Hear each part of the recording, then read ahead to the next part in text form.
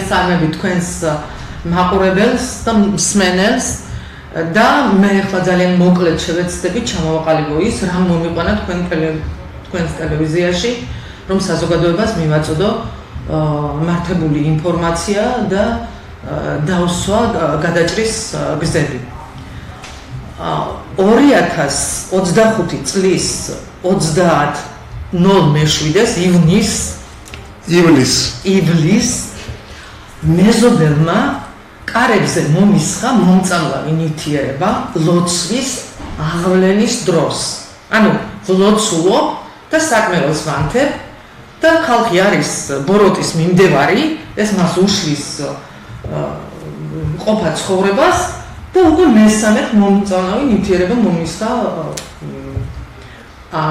კარებზე, რაც გახდა სუნთქვა გახდა შეუძლებელი, გამოვიძახე საპატრულო პოლიცია და შემდეგ როგორ წარიმართა ეს მსვლელობა და როგორ დაუცველია საქართველოში ადამიანი და მისი ჯანმრთელობა, ეს უკვე ბოლო 2 თვის განმავლობაში გამომწვავა. მაგრამ აქ მე აქცენტს ვაკეთებ ახლა რაზე ბატონო ვახში. საქართველოს სისხლისამართლის კოდექსის 155 მუხლი ითვალისწინებს, რომ რელიგიურ საქმიანობაში ხელის შეშლა ისჯება ამ მუხლით. და მე მიმართე საქართველოს პატრიარქს და ვთხოვე რომ დამიცვას საქართველოს პატრიარქმა წყემს თავარმა მოსაყდრე რათა მიაღავლინო ლოცვა და არ შემიშალოს სახელმწიფოსთან ერთად საკითხების შეთავსებით. რომ გამოიძიოს ეს საკითხი, რატომ ამ ქალბატონმა რატო ასხამს ამ შხამს, რატომ იზიანებს ჯანმრთელობას, რატომ იშლის ხელს და ჩვენ ახლა სახელმწიფოში ეს როგორ წყდება და რაღაცას ჩვენ ამას არ ვიტყვით, მაგრამ ჩვენ ახლა ყურადღებას ვამახვილებთ საქართველოს საპატრიარქოს რეაქციაზე. მე ორჯერ მიმართე საქართველოს პატრიარქს ეს 12/08-ში და 30/08-09-25-ში დაზუსტებული საჩივრით და ამავდროულად მოვითხოვე რომ გარდა იმისა, რომ მე ხელს მიჩვიან ლოცვის დროს, მე უსაფრთხოდ ტაძარში ვერ ვეზიარებ. ვინაიდან ამ ხალხმა ტაძარშიდაც დაიკავა წინა რიგები და შეუძლებელი ხდება ზიარების უსაფრთხოდ მიღება ჯანმრთელობისთვის. მადლმოსილებას კარგავს წმინდა ზიარება. ეს ხალხი დგას ყველგან. აღავლენენ ლოცვებს, ამთქნარებენ, ახვალებენ და აცემინებენ და როგორც უსაფრთხოებას, როგორც პარლამენტს, როგორც გენერალურ პროკურატურას ყველგან დავაყენეთ ეს საკითხი და მათ შორის საქართველოს საპატრიარქოში. და ვინაიდან საკითხი დარეგისტრირდა წერილი და ამას არ მოყვა შესაბამისი რეაქცია და ჩვენ ვიცით რომ საქართველოს საპატრიარქოში არის ორ ხელისუფლიანობა, ეგრეთ წოდებული შორენა პირველი და ილია მეორე, ჩვენ დავაყენეთ ღრმა შესწავლის შემდეგ, ჩვენ დავაყენეთ საქართველოს საპატრიარქოში არსებული მდივან რეფერენტის შტატის გაუქმების საკითხი. თქვენ ეცვენ აი ამ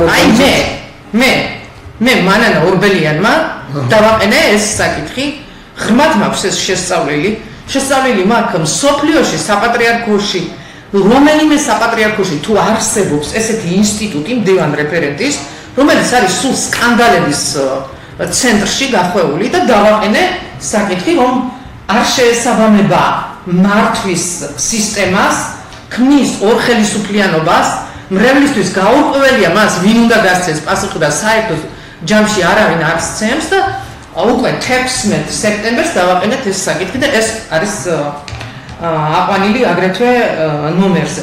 ეხლა მე შევეხები ბატონო ვახში იმ საკითხებს, რაც რამ გამოიწვია ეს ჩემს მიმართ, რომ ესეთი ნეგატიური, რომ უკვე მოწამლაზე გადავიდა, ხო, გარკვეული კონტინგენტი. ამას წინ უსწრებდა ჩემს მიერ 1 წლის უკან საქართველოს საპატრიარქოში, საქართველოს გენერალურ პროკურატურაში, საქართველოს პარლამენტში, საქართველოს უსაფრთხოებაში და ყველა სტრუქტურაში დაყენებული საკითხი, როცა მე ანჩისხატის დღესასწაულზე მოლოცვის დროს აღმოვაჩინე ხატიდან მივედი და აღმოვაჩინა რომ ხატის დედანი იყო დაკარგული.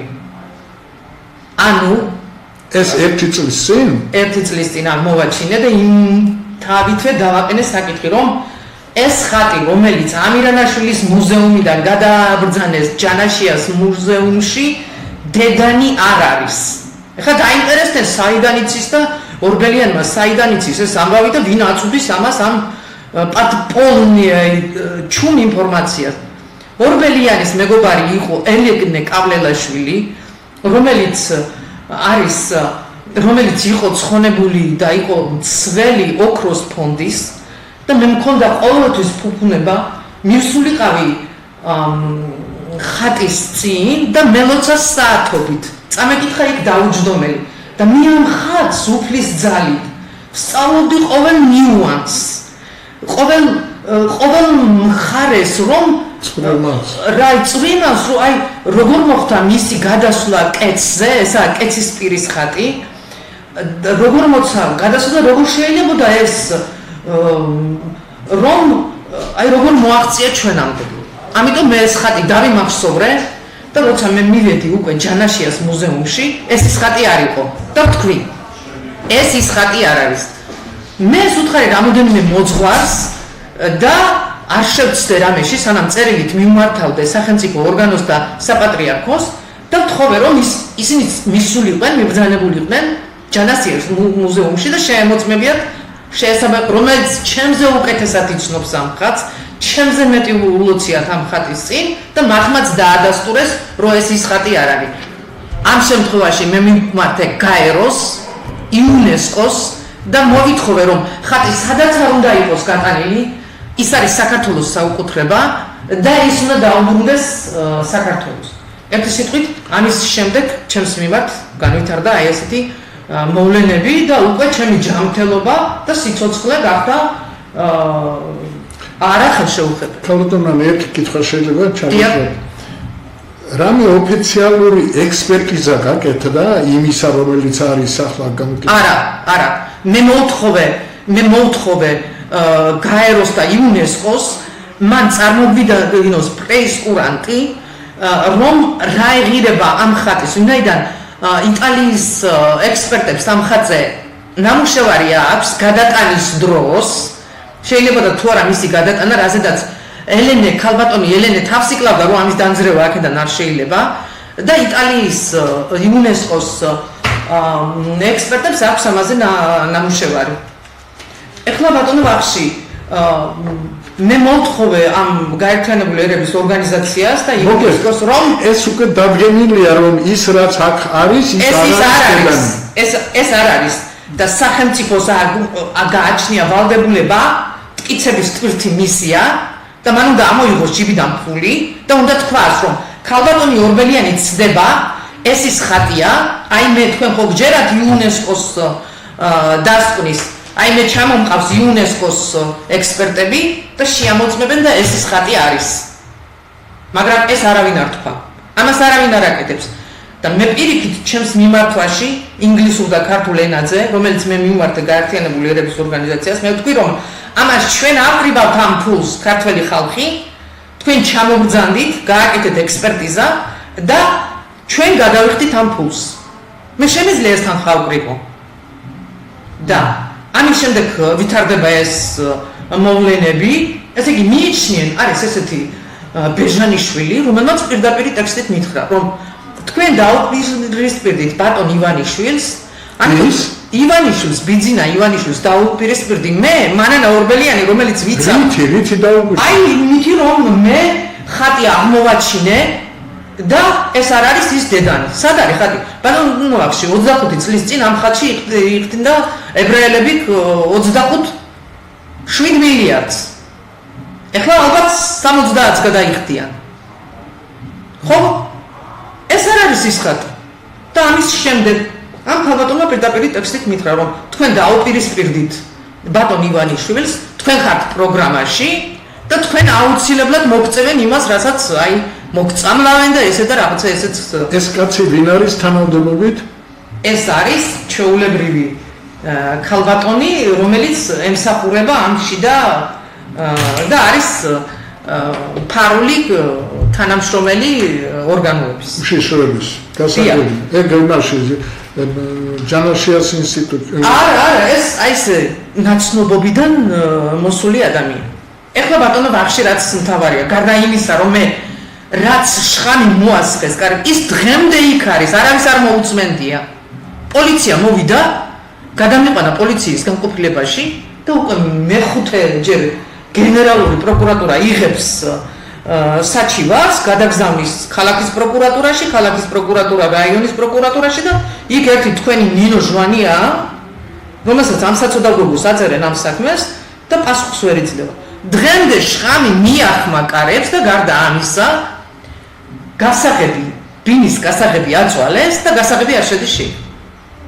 ეხლა მე თუ კი ვინმეს ეჩვენება, რომ მე ესეთი რაღაც რეპრესიული მექანიზმით შემაშინებს, ეს არის გამორიცხული.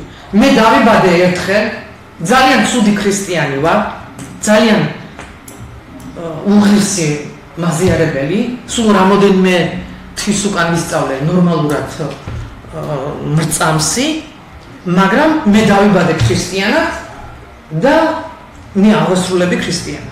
და ეხლა ბოლოს რა მინდა ბატონო ვახში გითხრათ. მე ამ საკითხზე ვესაუბრე ქალბატონ დოდო გვანცაკოპლატაძეს და მან თქვა, პრობლემის არსი გაიგო და თქვა, თუ ჩვენ ვთმობთ ქართველები, მართლმადიდებელი ქრისტიანები, თუ ჩვენ ვთმობთ ანჩისხატს, ჩვენ ვთმობთ მართლმადიდებულ ქრისტიანულ რწამს. ეს არის მეცნიერი, მე ამას არაფერს არ დავამატებ. ეს არის ძალიან მოკლედ რისი თქმაც მინდოდა და ბოლოს რა მინდა თქვა. მე დღეს ახლა მივალ საქართველოს საპატრიარქოსთან, გავაკეთებ რამოდენიმე საათიან პროტესტს, თუ კი საქართველოს პატრიარქი და სულ ბოლოს რა მინდა თქვა.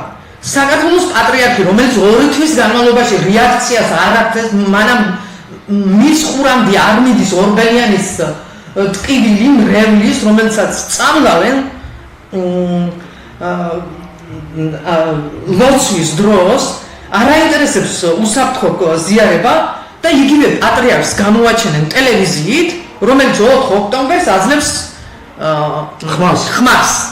და მე ამის სურათებს ახლა თქვენ წარმოგიდგენთ, როგორ მისული არის ეს მთელი საარჩევნო სამღვდელოება და აი პატრიარქს, რომელსაც შემოხაზვა არ შეუძლია 41-ის აძლევს ხმას და სულ ესე დაყურებს შეიძლება ის რომ პატრიარქი ბრძენია და ის თავის გონზე ჩვენ მასში ეჭვი არ გვეპარება, მაგრამ ნების გამოვლენას ჭირდება ქმედება. მან უნდა აიღოს თავისი კალამი, შემოსხაზოს 41 და ამ ფაქტს არ უნდა ესწრებოდეს არანაირ.